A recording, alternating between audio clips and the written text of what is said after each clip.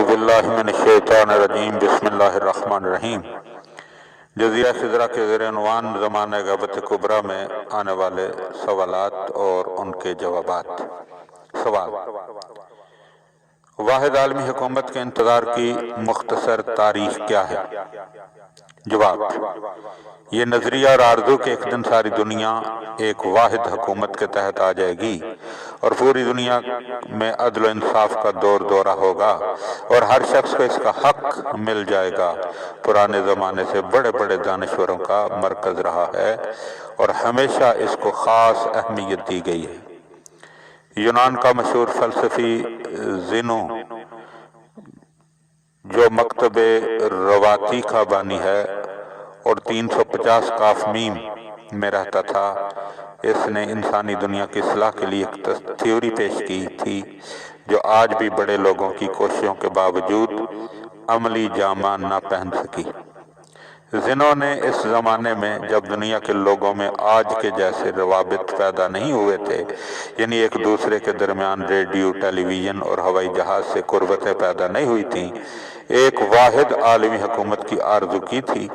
وہ اپنا نظریہ اس طرح بیان کرتا ہے: دنیا کے سارے لوگوں کو ایک واحد قانون کی پیروی کرنی چاہیے تاکہ اپنی بہبود اور خوش اقبالی کو حاصل کر سکیں۔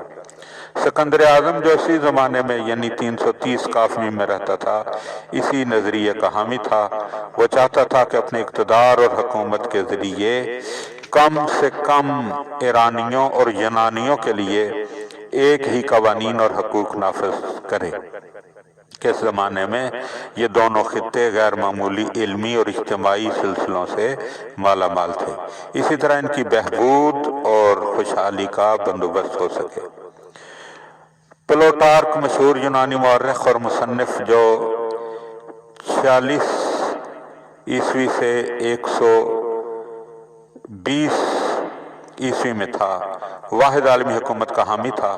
وہ اس طرح اپنے نظریے کو بیان کرتا ہے: انسان کو اپنی عمر متعدد جمہوریتوں میں جو مختلف قوانین کے وضع ہونے سے ایک دوسرے سے دور ہوتی چلی جاتی ہیں صرف نہ کرے، بلکہ انسان کو چاہیے کہ وہ اپنے آپ کو ایک معاشرے کا فرد سمجھے اور ایک قانون کا تابع ہو جائے اور تصور کرے کہ سب ہی ایک گلہ کے افراد ہیں جو واحد قانون کے تحت اس چراگاہ میں اپنی روزی حاصل کرنے میں مشغول ہیں۔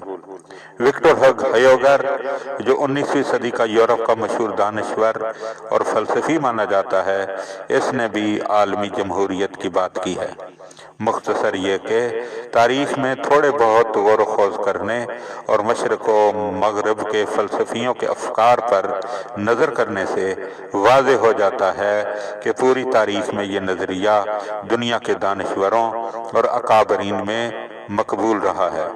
والٹر لیمپین اپنی کتاب فلسفہ اجتماعی میں لکھتا ہے کہ مختلف زمانوں میں اس عقیدے کہ دنیا میں ایک واحد حکومت ہونی چاہیے بار بار زندہ ہونا اور طویل مدت تک مقبول ہونا اس قدر واضح اور آشکار ہے کہ جب بھی انسان اپنی پالیسی اور امور سیاسی کے نظام کے تعین کے لیے سیاسی اور اجتماعی مسائل کے روبرو ہوا ہے تو اس کو ایک واحد قانون کی ضرورت محسوس ہوئی ہے۔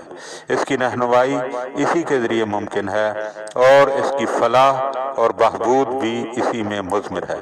چنانچہ کہ جیسے عرض کیا گیا، یہ نظریہ اور اس کی خواہش دانشوروں میں ہمیشہ موجود رہی ہے، یہاں تک کہ امریکی انقلاب 1772 عیسوی میں فلسفہ انقلابی کے نام سے لوگوں میں مقبول ہوا۔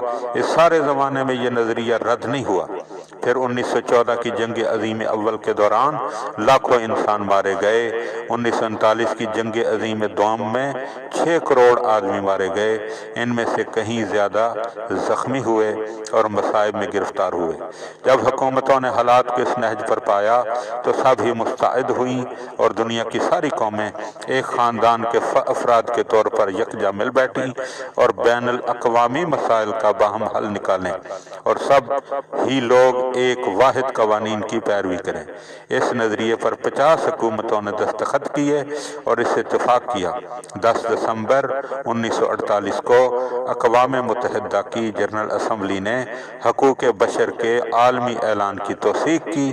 اس قانون کی 30 شقیں تھیں جو ان کے عقیدے کے مطابق عالم انسانیت میں امن اور صلح کے حقیقی ضامن ہوں گی، مگر افسوس کہ اس کا ہے کہ آج کسی چھوٹی مملکت نے بھی ان قوانین کو اہمیت نہیں دی ہے اور اپنے آپ کو اس عظیم تنظیم اقوام متحدہ کے سامنے جواب دہ نہیں سمجھا۔